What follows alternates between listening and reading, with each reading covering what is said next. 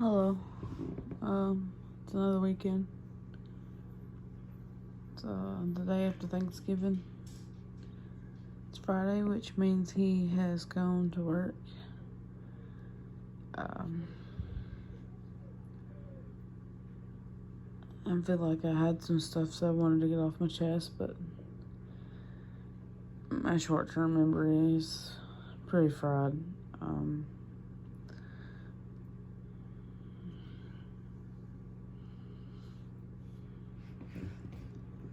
But there's some things I've been thinking about, like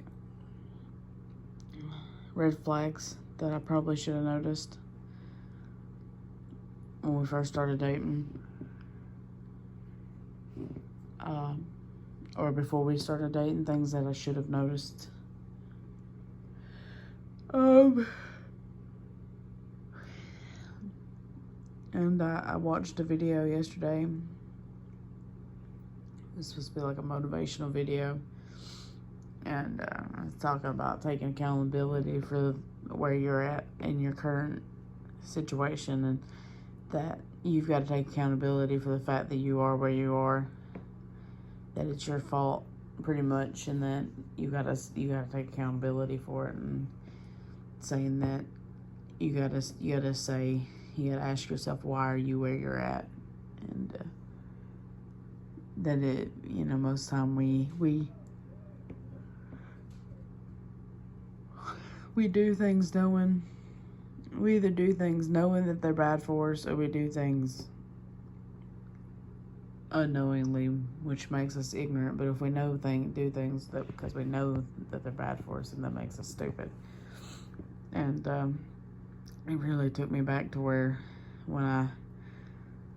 when I left my husband, and I told him that I couldn't, because he was like, we can have an open relationship, you can stay here, I can do what I want, you can do what you want, we can still be together. And I'm like, I can't do that. Even though I know he's going to destroy me, I can't not give it a try, because I was in love with him. I was in love with him.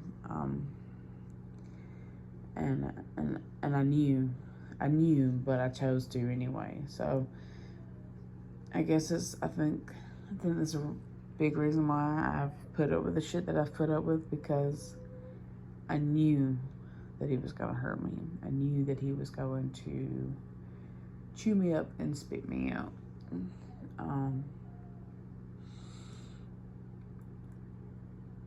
And honestly, part of me is ashamed of it. I'm embarrassed to even have to admit that I knew that this was that I had a gut feeling that something wasn't going to be right. Like, I had a gut feeling from the day he started working there. That he was going to be trouble.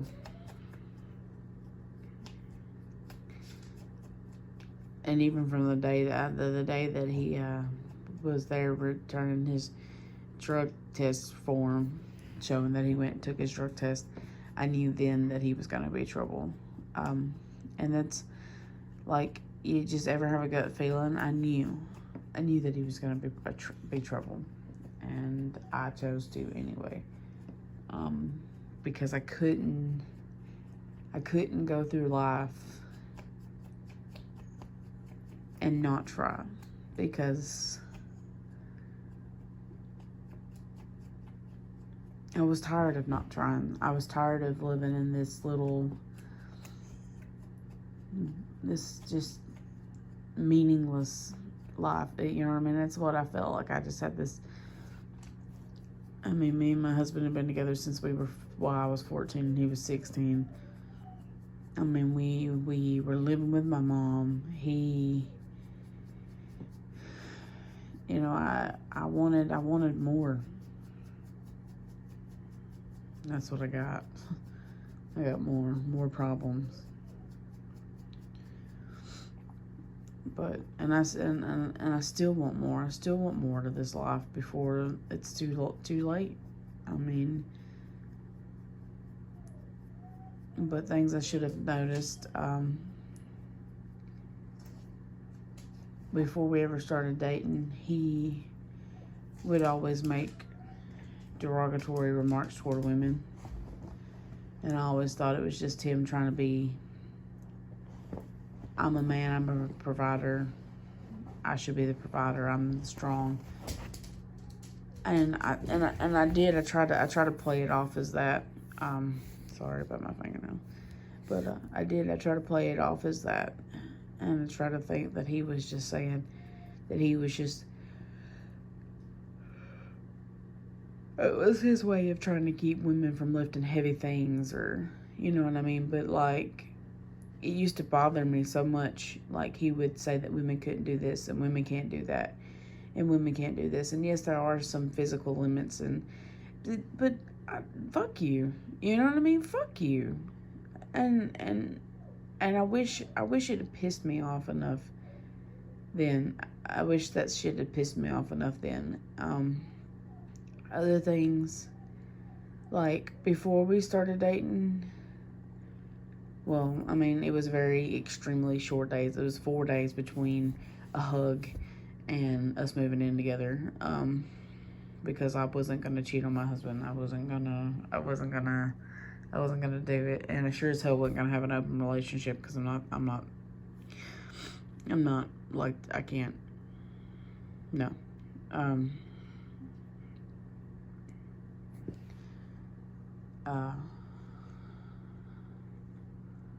But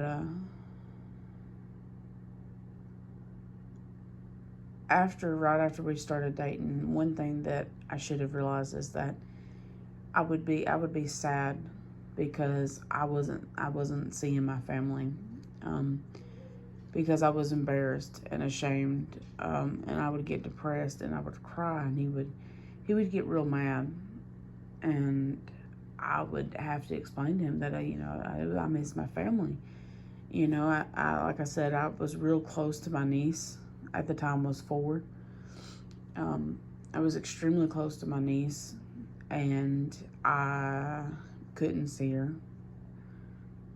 You know, at the time, me and my mama, we had a relationship. Me and my mama have never really had it. I mean, me and my mama have always had this weird relationship. Like, we're close, but not really.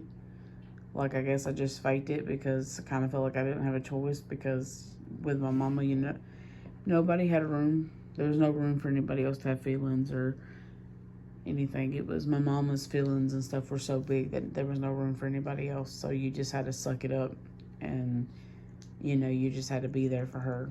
So we were close because I just sucked it up and was there for her. Whereas my sisters didn't. So we were close because I was the one that sucked it up and put me aside for her.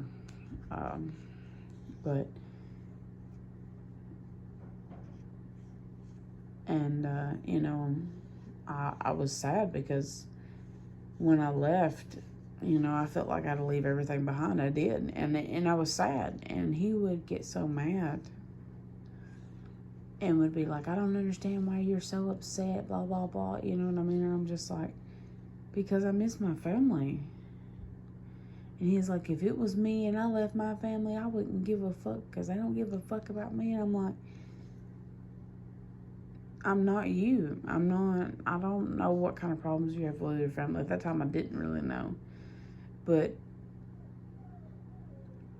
either way, have some compassion, you know? That was one of the things that used to really, really, like, hurt me. Because, like, I would be really, you know, just kind of like really missing my niece, and really missing my mom and my stepdad. And I wasn't allowed to go see my mom and stepdad because at the time my husband was still living there. And we couldn't go over there because my boyfriend was too afraid that he would be there, even if my mom would message and say that he wasn't there, because he was dating somebody the day that I left. Like I said, he would have inappropriate conversations with girls throughout our relationship. So he had a girlfriend very shortly after I left. It wasn't it wasn't like he was lonely.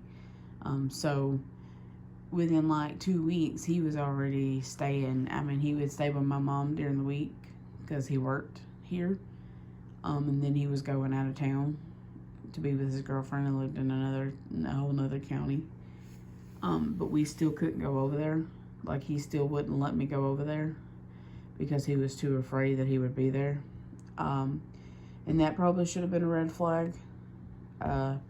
Because I would get, it would hurt my feelings, but I wasn't allowed, at that point I had realized that I couldn't have those feelings. I couldn't express the fact that I missed my family. At that point I had realized that I was best to not say anything, or best to just suck it up and pretend that I wasn't feeling that way. And he'll say that that's not true, and he'll pretend like it's not, but to me it very much was, because anytime I had feelings, it was just, oh God, you shouldn't do that, you shouldn't have those kind of feelings, you shouldn't feel that way, blah, blah, blah. And so then we would go see my sister's dad, who had pretty much raised me. We went there for Christmas, and they gave us a whole bunch of food because they were worried about me. He left his car in the not on, but in the like accessory mode, where you got accessory, and it run the battery down. And he was so embarrassed and so mad. And on the way home, he was like, I can't believe I did that. They're gonna think I'm so fucking stupid. They can't, you know what I mean? And I think it was like the first time he ever met him. And then we went and done my sister's hair for prom. Like, he would let us go over there after Christmas when we come back with all that food. I guess he liked it. But like, he would always make remarks, because my sister's dad and his wife have a big nice house on a big plot of land. And I don't know their financial situation, but they have money, or they don't hurt for stuff, or whatever the case is. And he would always make remarks about that I was rich and that I was spoiled. And I'm like, I live with my mama. I don't know where you are getting your information, but I live with my mother, and I have lived with my mother for over 10 years. Well, yes, I do call him daddy. He really isn't my father.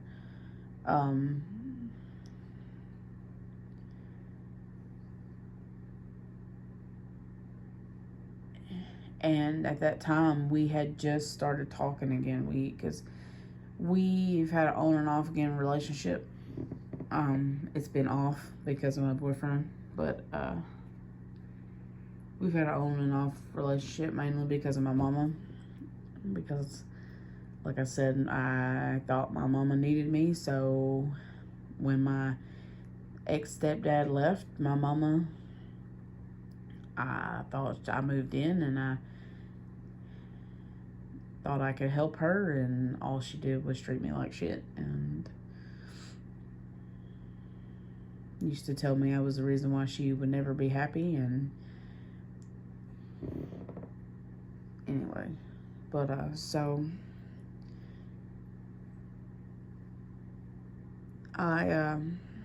another thing that used to hurt me when we first started dating was, okay, so I am a very caring person, and I hate to hurt people, and I hate to make people feel bad. And my anxiety, if I say something stupid, or if I remotely think that I hurt somebody's feelings, or I will fucking obsess. I dwell and I obsess. I obsess.